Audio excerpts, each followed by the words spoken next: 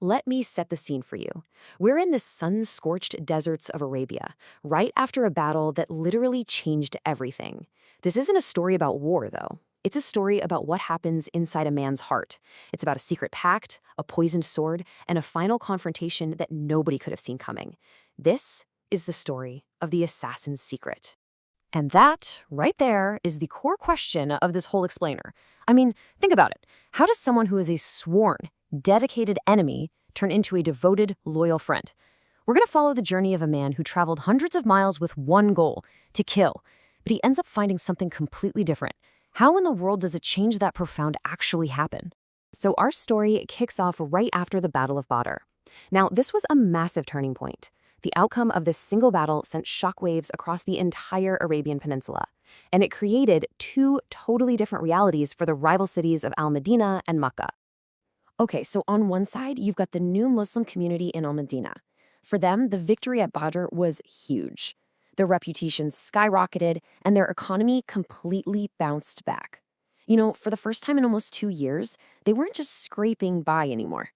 They were actually starting to thrive. But in Makkah, it was the complete opposite. The losses were, and I mean this, incalculable. Power, prestige, confidence, all gone. Every single household was in mourning over a relative who was killed or a son who is now a prisoner of war. The entire city was just covered in this blanket of grief and humiliation. Now here's where it gets really interesting. You'd think that with this big win, the Muslims' problems would be over, right? But while the threat from the outside seemed to be fading, this very victory created a new and honestly a much more sneaky danger, right there inside Al-Madeenah's own walls. And this new threat came from a group that became known as the hypocrites. See, before the Battle of Badr, some folks in Al-Madeenah were openly against the Muslims. But after such a decisive victory, they realized, whoa, okay, fighting them out in the open isn't going to work anymore. So they switched tactics. They started to pretend they were Muslim on the outside, while secretly they were still filled with disbelief and hate. They were, as the Quran puts it, swaying between this and that.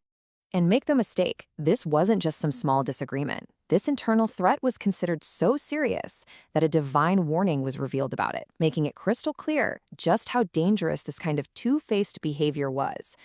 So while this new danger was brewing inside Al-Madeenah, a completely different, more direct kind of threat was being cooked up in the grieving city of Makkah. All right, let's shift gears and head over to Makkah, where grief was turning into a burning desire for revenge. Picture this. Two men are sitting together near the Kaaba, just complaining about their losses. And right there, in their shared despair, a secret, deadly plot starts to form. So one of these men is named Umair ibn Wahb. And this guy had a reputation. He was known as one of the most vicious enemies of the early Muslims. But now, he's a man whose back is against the wall. His son is a prisoner of war. He is drowning in debt he can't pay, and he's terrified he can't support his family. He's absolutely desperate. And in this moment of just complete desperation, he says something truly chilling to his friend Safwan. He admits that the only things holding him back from going to Al-Madeenah and assassinating the Prophet himself are his debts and his family. Now Safwan, who's a wealthy man, he hears this, and he sees an opportunity. He jumps on Umair's vulnerability. He makes him an offer he just can't refuse, promising to pay off every single one of his debts and to treat his family like his own. Just like that, every obstacle was gone. The path to murder was wide open. And the plan that followed was just cold and calculated. First, they swore each other to secrecy. No one else could know. Then, Umair got his weapon ready. He sharpened his sword and then coated the blade in a lethal poison. His mission was set. He began the long journey to Al-Madeenah. A few days later, Umair arrives. He gets off his camel right at the door of the Prophet's masjid, his poisoned sword hanging right there at his side for everyone to see. But his arrival did not go unnoticed. Umar ibn al-Khattab, one of the Prophet's closest companions and one of his fiercest protectors, saw him immediately. And knowing Umair's history, Umar's alarm bells just started screaming. He knew deep in his gut that this man was only there to cause harm. There was no other reason. And Umar doesn't even think twice. He springs into action. He basically acts as a one-man security detail, grabbing Umar, yanking the sword belt around his neck to neutralize the threat, and then hauls him inside to stand before the Prophet. All right, this is it. This is the moment the whole story has been building towards. You have an assassin caught disarmed, standing right in front of the man he came to kill. But the showdown that's about to happen, it's not one of violence. It's a confrontation with the truth. I mean, just look at the contrast here. You've got Umar, who is just filled with this righteous, protective anger, ready to do whatever it takes. And then you have the Prophet's response, which is just complete calm. He tells Umar to let the man go, and then he invites the would-be assassin to step closer. And then he just asks a simple, direct question. He gives Umair a chance to explain himself. There are no accusations, no anger, just a straightforward question. Umair sticks to his script. He plays the part of a desperate father, claiming he's only there to ask for his captive son to be treated well. And you know what? It was a pretty believable lie. He was ready for this. And this is the moment everything shatters. The Prophet looks right at Umair and calmly tells him, word for word, the entire secret conversation that he'd had back in Makkah.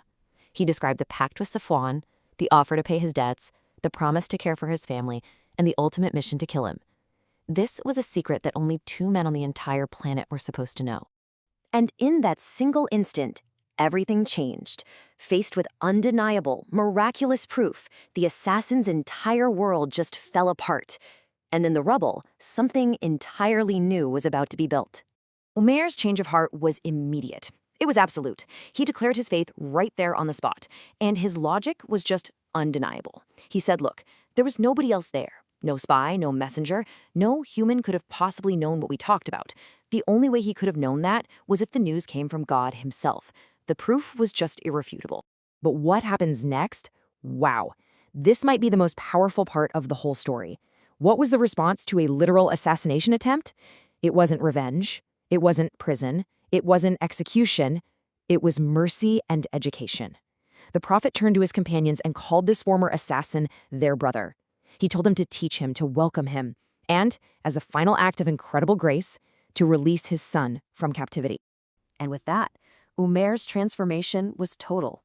He was allowed to go back to Makkah, not with a poisoned sword, but with a message of faith. The very same man who set out to put out the light of Islam now became a beacon, calling his own people to it. So this story leaves us with a really deep question to think about. It suggests that maybe the greatest victory isn't about defeating your enemy on the battlefield. Maybe it's about transforming them. It forces us to ask, what would the world look like if our response to hate wasn't more hate, but was instead knowledge, mercy, and an open door to a new beginning?